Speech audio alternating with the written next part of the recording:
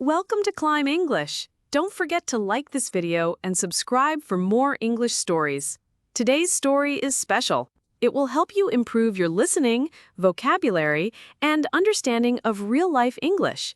So find a quiet place, relax, and enjoy the story. Let's begin. My name is Mia. I am 24 years old. I live in a quiet town called Riverbend with my mother and my younger brother. We have a small house near the river, surrounded by trees and birds. Every morning, I walk to a little bakery where I work. It's in the center of town, and many people stop there for coffee and fresh bread. I enjoy my job. I love the smell of warm pastries and the smiles of the regular customers. The mornings are usually busy, but I don't mind. My best friend, Lily, sometimes visits me at the bakery. We talk, laugh, and share small secrets when no one is around. But one day, something very unusual happened. It started with a strange message, a message that changed everything. It was a cold morning in November. The sky was gray, and a light mist hung in the air. I woke up early, as usual, and checked my phone before getting out of bed. That's when I saw it. A message from Lily. It said, "Mia, please come to the park near Maple Street. It's important. 10 a.m. near the old fountain." I stared at the screen, confused. There was no explanation, no emoji, not even a please hurry. I called her, but her phone went straight to voicemail. That wasn't like her. She always answered my calls, especially early in the morning. I looked at the time. It was already 8:30. I only had a short while to get ready and reach the park. I didn't know what was going on, but something about the message made me feel uneasy. I got out of bed quickly and began to prepare, hoping everything was okay. I pulled on a pair of dark jeans, my thick green sweater, and my favorite brown boots. It was cold outside, so I grabbed my long gray coat and stuffed a scarf into my bag. My mom was making tea in the kitchen. She looked up as I rushed in. "Where are you going so early?" she asked. "I need to meet Lily at the park. She sent me a strange message. I think something might be wrong." Mom frowned. "Be careful, Mia. Call me if you need anything." I nodded and stepped outside. The air was sharp and damp. I walked quickly to the bus stop, the street still quiet with only a few early risers. A light drizzle began as I waited. When the bus came, I found a seat by the window. The glass fogged up as we moved through the town. I watched the trees pass by and tried to calm my thoughts. After 20 minutes, the bus stopped near Maple Street. I stepped off and pulled my scarf tighter around my neck. The park was quiet, except for the sound of wind rustling through the trees. Wet leaves covered the ground, and the old stone fountain stood in the center, its water still flowing gently. I looked around, but Lily wasn't there. I checked the time. It was 5 minutes past 10. Maybe she was running late.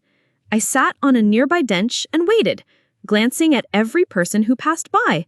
10 minutes went by, then 15. Still no sign of her.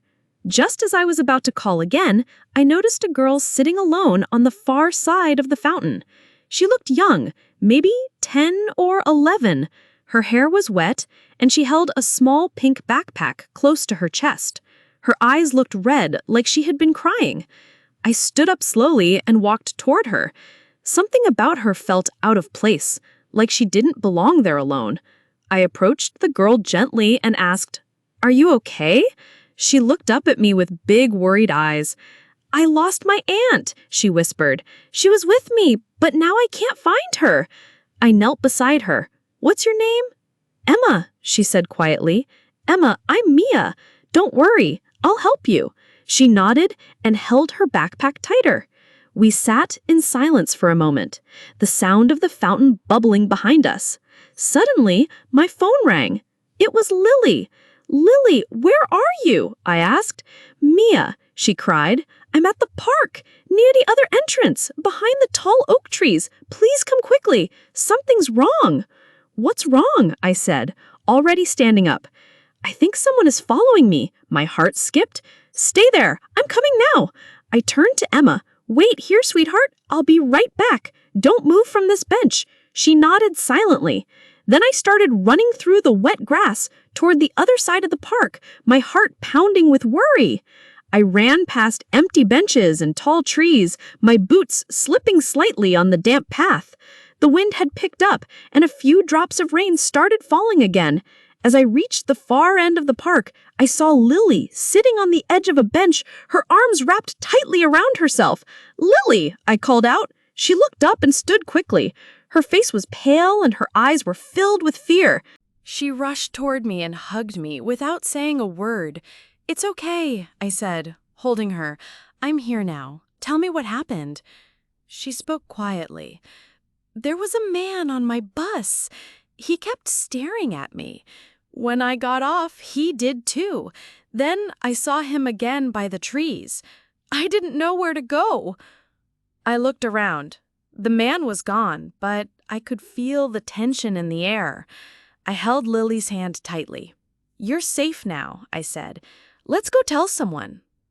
We walked together toward the small police booth near the main road, still holding on to each other like the world might disappear. After speaking to the officer, Lily seemed calmer. The man hadn't been seen again, but they promised to check the park cameras. I looked at Lily and said, "There's someone else I need to help." We hurried back to the fountain. Emma was still sitting there, holding her backpack just like before. When she saw me, her face lit up with relief. "This is Lily," I said. "She is my friend. We're both going to help you." Lily sat beside Emma and started chatting softly while I walked to the small cafe near the park entrance. I explained the situation to the woman at the counter, who called the local police. Soon, a kind officer arrived. He spoke gently to Emma and got her aunt's phone number. When her aunt came running into the park minutes later, Emma jumped into her arms. Tears filled both their eyes. The woman hugged me and Lily again and again. "Thank you," she whispered. "Thank you for staying." Lily and I walked slowly back toward the bus stop. The rain had stopped, but the ground was still wet and shiny. We shared my umbrella, even though we didn't really need it anymore. Neither of us spoke for a while. There was too much to think about. As we waited for the bus, Lily turned to me and said, "Thank you for coming today. I didn't know what to do." I smiled. "You would have done the same for me." She nodded. "Still, I'm glad I wasn't alone." That night, I sat by my bedroom window, looking out at the quiet street. I thought about Emma. I thought about Lily. And I thought about how sometimes helping someone else gives you the strength you didn't know you had. We weren't just lucky. We were kind, and that made all the difference. Thank you for listening to today's story. I hope it helped you practice your English and learn something new.